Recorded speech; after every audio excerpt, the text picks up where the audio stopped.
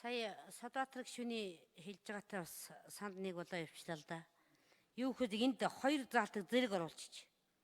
Улсын их хурлын гишүүний ерөнхий сайдаас бусад хуулиар тогтоосон үүрэгт нь үйл хамаарах ажил албан тушаал хавсаж болохгүй гэж. Гэхдээ нэг талаасаа зөв. Ерөнхий сайд гэдэг нь улсын их хурлын гишүүд дотроосоо сонгогдох ёстой. Ерөнхий сайд гэдэг бол бид түрүүн бол намын дарга ерөнхий сайд байх ёстой гэдэг одоо ялсан тухайн одоо олон хулсан намын дарга нь ерөнхий сайд байх ёстой гэдэг заалтыг бол батсан л да. Харин энд маш чухал заалт байгаа юм. Манай иргэдийн хүсэж байгаа. Улсын их хурлын гишүүн бүрэн эрхээ хэрэгжүүлэхдээ өргөсөн тангараагаасаа нязаж үндсэн хуульд өссөн бол түүнийг улсын их хурлын гишүүнээс эргүүлэн татах үндэс болно гэж. Энийг ард иргэд хүсэж байгаа юм. Яагаад гэвэл сүүлийн 28 жилд энэ улсын их хурл сүүлийн 20 жилд гэж хэлнэ. Улсын их хурлынхаа чуулганд суудгүй. Яг үндсэн үүрэг нь юу гэхээр чуулганд сууж тухайн чуулганаар хэлцэж байгаа хууль, тогтоолт иргэдийнхаа дуу хоолой болж тэр жирийн иргэдийнхаа эрхшгийг хамгаалах заалтыг оруулахын төлөө бүгд мэтгэж дуурах ёстой байхад хаяад алга болдог. Тэгээ улсын их хурлда ямар шалтгаангүйгээр тэдний өдөрт атсан бол энэ хүнийг үндсэн хуулиар үндсэн хууль зөрчсөн гэд эргүүлэн татдаг л болох ёстой байхгүй юу? Энийг бол мэдээж нөгөө сонгуулийн тухай хуульд оруулж ирэх байх л та. Тэр олон гишүүд сонгогчдынхаа өмнө амлаж би та бүхний дуу хоолой болно гэж, би та бүхний эрхшгийг хамгаална гэж баахан амлчаад тэгээд төрийн эрхтэй байгууллагад сонгогдож орж ирчээд улсын их хурлынхаа чуулганд суудаггүй алгуулад өгдөг.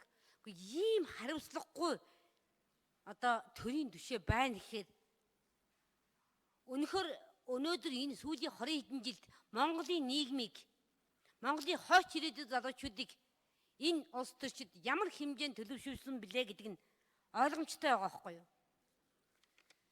Тийм учраас энэ дээр байгаа энэ үндсэн хууль зөрчсөн бол түүнийг улсын их хурлын гишүүнээс эргүүлэн татах үндэс болно гэдэг бол маш чухал заалтаа. Энэ бол иргэдийн маань хүсэж байгаа заалт.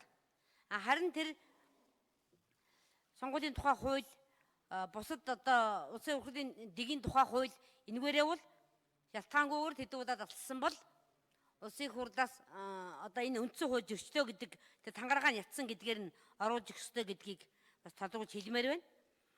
За харин ерөнхий сайд бол улсын их хурлын гишүүдээс байх ёстой. Ерөнхий сайд бол тухайн одоо түрүү хэлж дээ л да Садбаатар гишүүн. Хэрэг хоёр нам яг ижилхэн суудал авцсан бол яах юм бэ гэж.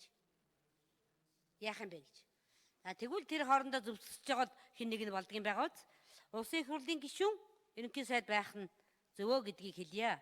За бид ард түмнийхээ хүсэж байгаа юм хийж байгаа. Энэ юу вэ гэхээр давхар дээлгүй болёо гэж. Улсын их хурлын гишүүд зөвхөн улсын их хурлын гишүүнийхээ ажлыг хийе. Тэр хууль санаачилдаг, хууль батлахад тэр сонгогчдынхаа дуу хоолой болж тэднийхээ эрхшгийг хамгаалах заалтыг оруулдаг бай. Эсвэл эрхшгийн зөрчсөн заалтыг гасуулдаг бай гэдэг. Энэ бол нөгөө дордохын долоо гэдэг заалт дотор байгаа заалт энд орж ирж байгаамаа. Тэр маш их зөвөө. Харин түрүү засгийн газрын гишүүдээ ерөнхий сайд нь дангаараа одоо өөрөө мэдээд томилдог байя гэдэг дээр бид бол унгаасан. Энэ бол энэ удааданда унгаах ёстой заалт. Яагаад гэвэл өнөөдөр Монголд тэр Япон, Герман тэр төлөвсөн ёс зүйтэй бүхэл бүтэн нийгмээрээ төлөвсөн тэр оронтой зүйрлэх арга өнөөдөр манад алга. Төрийн түшээ болоод ирсэн төрийн эрх барих дээд байгууллагт ард түмнийхээ дуу хоолой болно гэж тангараг өргөд ороод ирсэн гишүүд нь хуралдаас суудгүй гишүүд байхад тэгтэл ганцхан ерөнхий сайдад засгийн газраа одоо даатгаад засгийн газрын гишүүдийг өөрөө сонгоо гэд суудаг бол буруу гэж үзэж байгаамаа. өнөөдөр манайд бол энэ цаг нь болоогүй байгаа юм. Яагаад гэвэл жишээ нь урд нь одоо яаж ийнэ? Дубайн гэрээ гэж харж байна. Дахиад Эрдэнэтийн 49 гэж харж байна. За тэгэхээр одоо оюутлага болохоо байжлаа гэж харж байна. Гэтэл өнөөдөр улсын их хурлын оруулж ирээ тэр үг нь баталсан. Тухайн үед нь шийдэж чадаагүй. Гэтэл ерөнхий сайдтай итгээд улсын их хурлын гишүүд нь тэрийг баталцаанд гэж хэлж байгаа байхгүй юу? Тийм учраас өнөөдөр бол Монголд ард түмнээс сонгогдсон тэднийхээ итгэлийг авсан тэр улсын их хурлын гишүүд гүйцэтгэх засаглалаа сонгодог, томилдог, буцаагаад тэднэрт хариуцлага тоож чаддаг байх ёстой.